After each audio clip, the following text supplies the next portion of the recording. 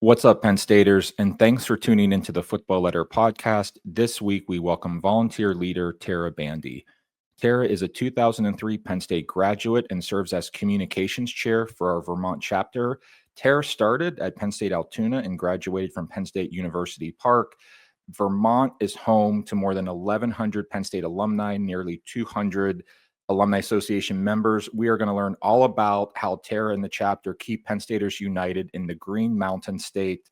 Tara, welcome to the Football Letter podcast. How are you doing today? Good. Thanks so much for having me. Yeah, this will be fun. So, Tara, we like to ask Penn Staters, what's your origin story? How did Penn State become the school for you growing up when you were starting to look at colleges? Yeah, so I grew up in Doylestown, outside of Doylestown, Pennsylvania, in a little town called Chalfont. And obviously, growing up in Pennsylvania, Penn State's a big deal. So my neighbor and my youth group counselor went to Penn State, and her parents were also Penn Staters. And they took me to my first football game in 1995. I was at the Michigan game where there was like 18 inches of snow and they had to bring people in to shovel out the stadium before we could get in. And that was a really exciting game. If I remember, we won in overtime, maybe. I can't remember. But I, after being there that weekend, knew that I wanted to go to Penn State.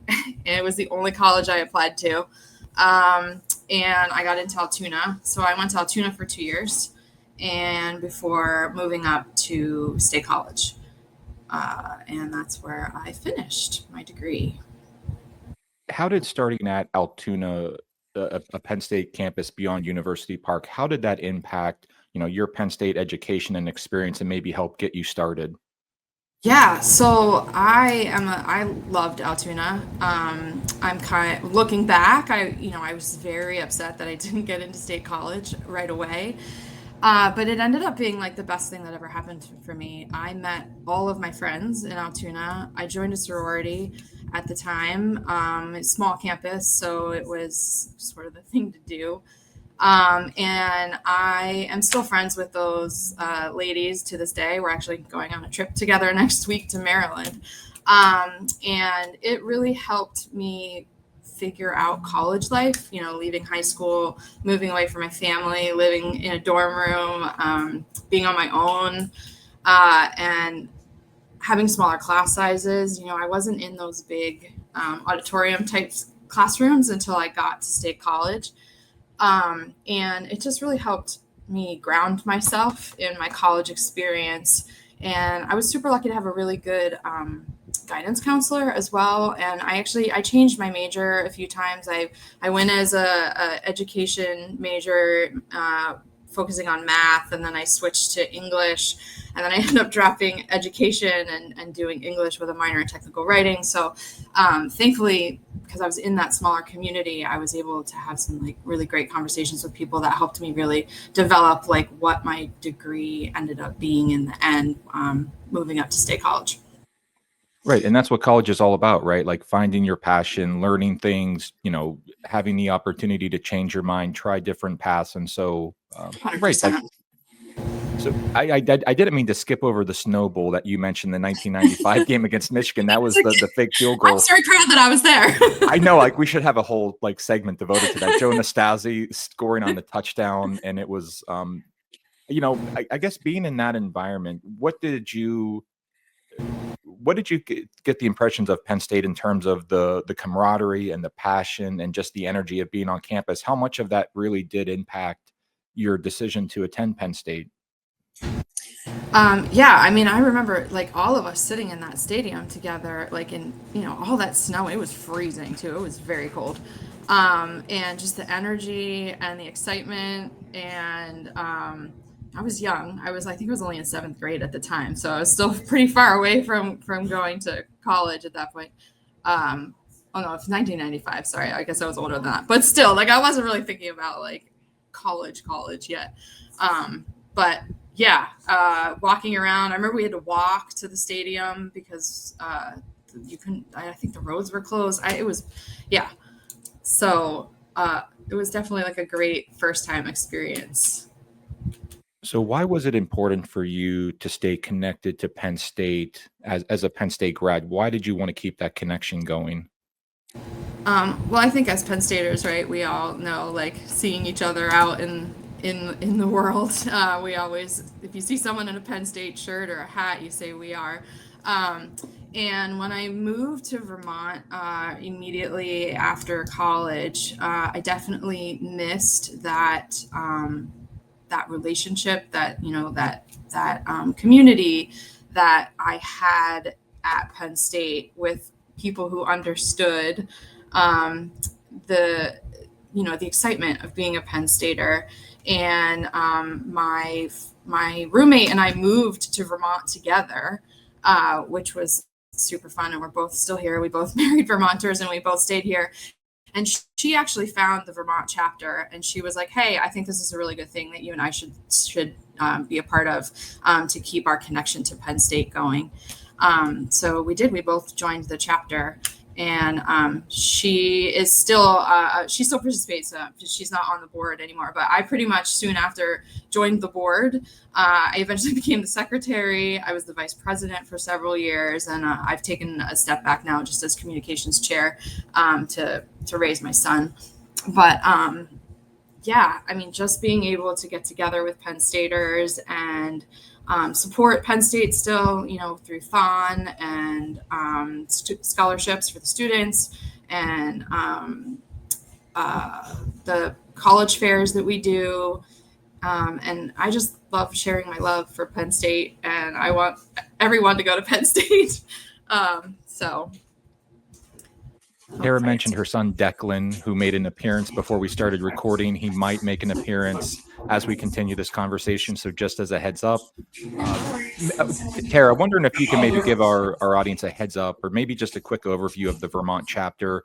It covers the entire state of Vermont, as you can imagine. Maybe if you just want to share a quick overview, the mission, and maybe a couple points of pride for you in the chapter.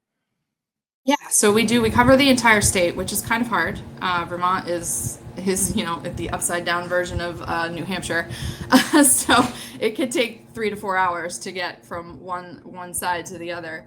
But the majority of our members are in Chittenden County, which is where I am, but we do try our best to get to everyone. We also have people in northern New York too, like the Plattsburgh area. So it's a wide berth of a chapter, I guess you can say. You are tuned into the Football Letter podcast. We are speaking with Tara Bandy, a 2003 Penn State grad who serves as communications chair of our Vermont chapter. The chapter covers the entire state of Vermont. As Tara said, it could take 3 or 4 hours to cover the entire area of the state. And Tara, you talk about serving Penn Staters. Last year at our volunteer award ceremony, the chapter received an award for Outstanding Service Project. In 2003, the state suffered historic flooding, and the chapter stepped up for your community.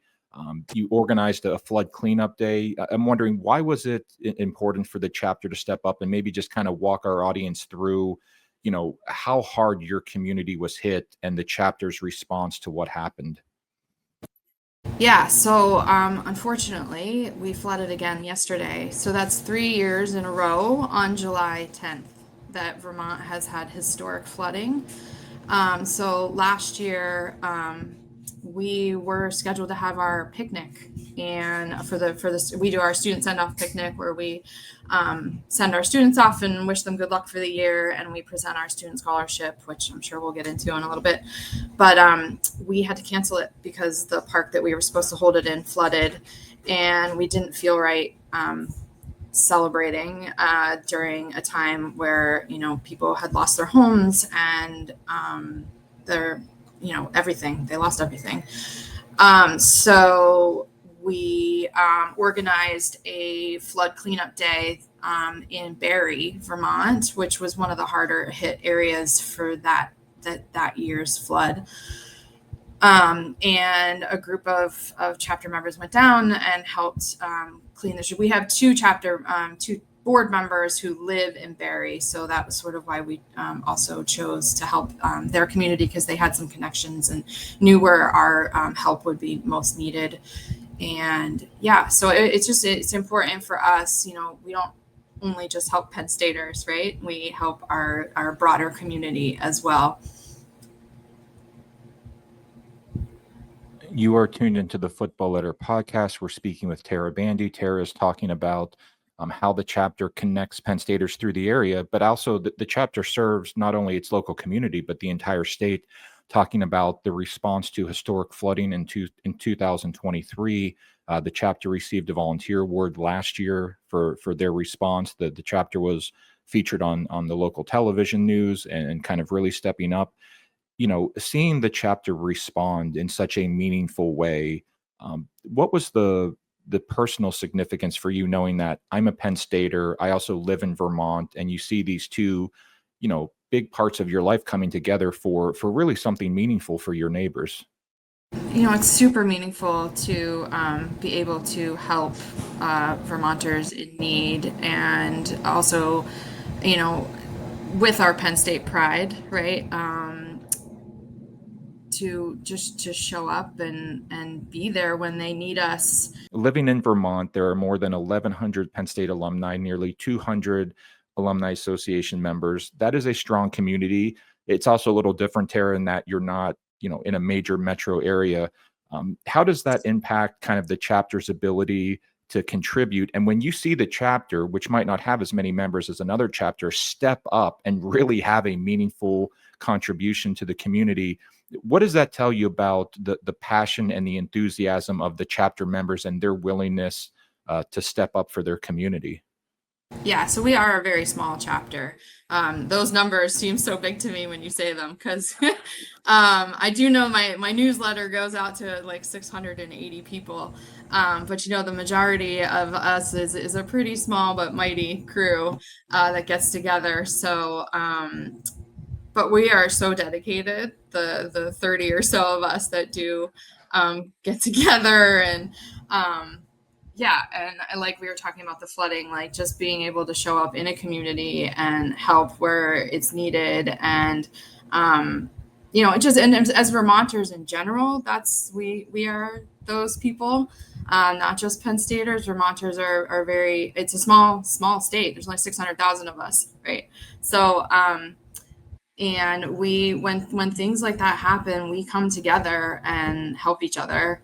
And it's just extra special that we get to also wear our Penn State shirt and our Penn State hat and say that we're also Penn Staters, forming this group to come help them.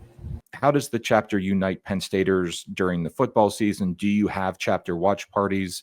And how do you try to bring a little bit of that Penn State spirit to the Green Mountain State? Yeah, so we do football parties. We try and have one every week, but that doesn't always happen depending on who we have to host. And we try and find one place to host at the majority of our games, which has moved through the years. But as I was mentioning earlier, because we do cover such a large area, we do try to have viewing parties in other areas of the state. So we'll go to Southern Vermont for one. Last year we did one in Stowe, which is kind of in the middle of the state. Always looking for volunteers to help grow the chapter down in the lower part of the state, because like I said, most of us are up in Chittenden County, and it's hard to reach the other counties in the state because we are so far away from each other. But yeah, so we meet at a local brewery or any restaurant that will host us, and most importantly, let us listen to the football game, because some places won't let you turn the sound on, and that is one of our main requests, is that we can actually hear the game. But I totally agree with you. We find a lot of members through football game watches is really the starting point, where they'll find us on Facebook.